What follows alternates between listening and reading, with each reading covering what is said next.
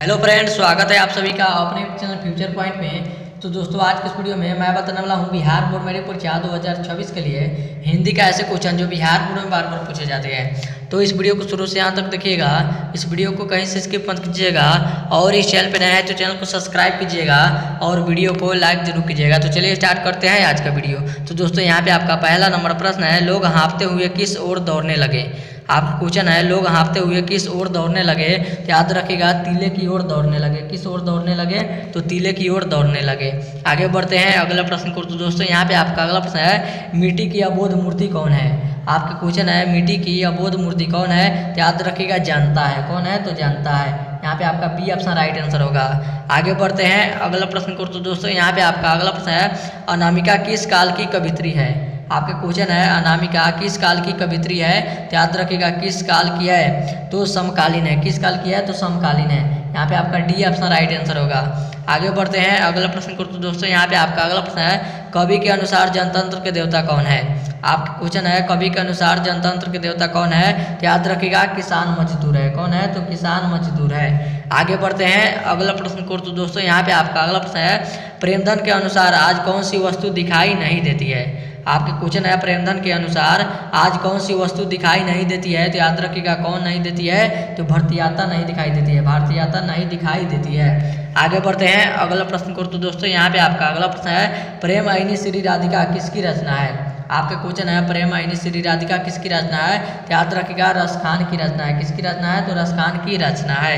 आगे बढ़ते हैं अगला प्रश्न को। तो दोस्तों, यहाँ पे आपका अगला प्रश्न है, अहिंसा दिवस किस दिन को मनाया जाता है। आपके क्वेश्चन है, अहिंसा दिवस किस दिन को मनाया जाता है। याद रखिएगा, 2 अक्टूबर को मनाया जाता है। आगे बढ़ते हैं अगला प्रश्न को। तो दोस्तों, यहाँ पे आपका अगला प्रश्न है, कुलसुम कौन थी। आपका क्वेश्चन है, कुलसुम कौन थी। तो याद रखिएगा, हलवाइन थी। कौन थी? तो हलवाइन थी। यहाँ पे आपका डी ऑप्शन राइट आंसर होगा।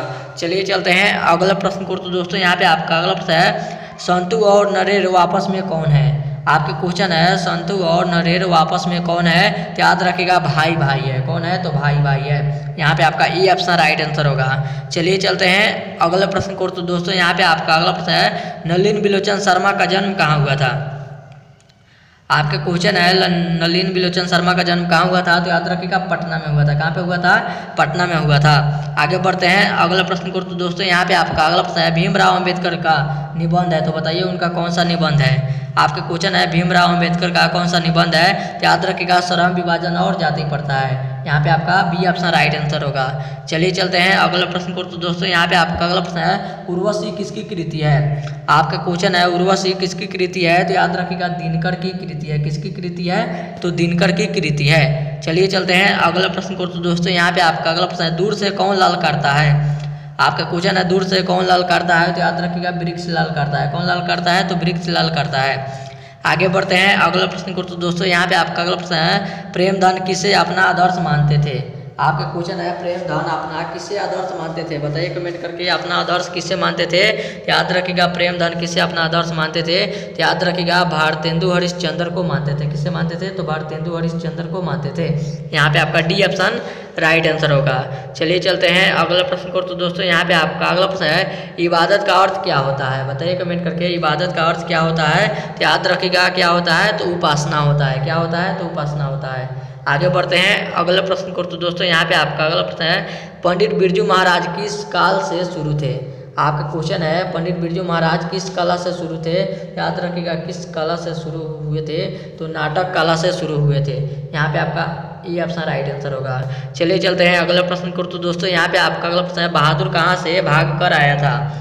बताइए कमेंट करके, बहादुर कहाँ से भाग कर आया था। तो याद रखिएगा, नेपाल से भाग कर आया था। कहाँ से भाग कर आया था।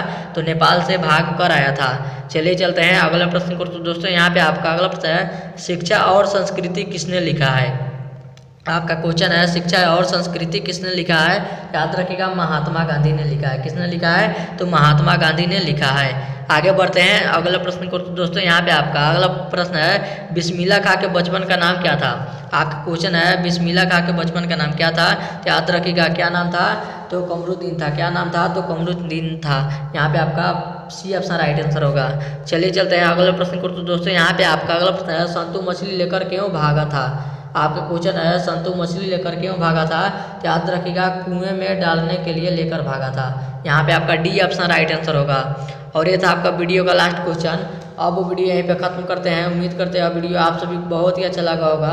तो इस वीडियो में जाते जाते इस वीडियो को जरूर एक लाइक कर दीजिएगा और चैनल पर नया तो चैनल को सब्सक्राइब जरूर कीजिएगा। तब तक मिलते हैं अगला वीडियो में, तब तक bye bye, thank you for watching. मिलते हैं अगले वीडियो में।